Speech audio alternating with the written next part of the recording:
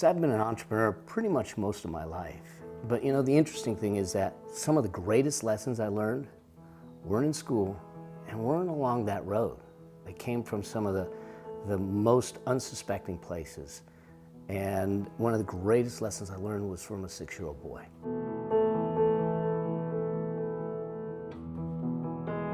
You know, this was a year when my partnership with a group of guys that I was working with fell apart. They literally pushed me out the door. I had no clients, no client backlog, no cash flow. It was $300,000 in debt because I had just bought a house. But it happened to be the same year that I became a single full-time dad of a little boy at 5 years old. And so I did what most entrepreneurs do. You realize, I gotta make a living, I gotta get some cash, so I dug my heels and I put my head down and I started to work. And I started to go, and all of a sudden I started to get clients, and the business started to grow, and the cash started to come in, and all of a sudden I feel like I'm successful and things are going the way that they should go. And then one day, Jeremy comes running from school, and he's excited like a boy on his birthday morning. He says, "Daddy, Daddy, Daddy, I drew a picture of you at school today."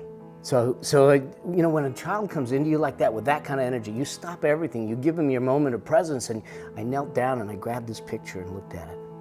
And there I was in blue felt tip pen, standing in front of 2 computer screens, a phone at each ear, and one on the desk ringing. And I realized in a moment I was totally screwing it up.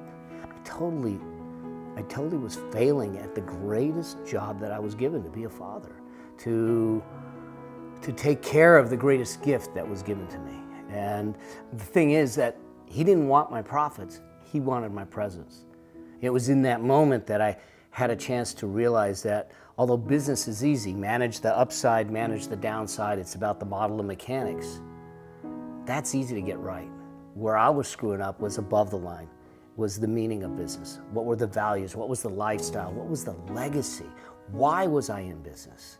That's the lesson he taught me, because in that moment I had the realization of the fact that there is no such thing as work-life balance. There's just life. Every choice we make, whether it's in the context of business or the context of hobby or the context of anything, it's a life choice, it's a life decision, because it's affecting lives. Whether it's my son, your children, your spouse, the people you care about, the people you love, it's all life decisions. And so how we do business in this context becomes really important. After all, at the end of the day, why are we in business in the first place?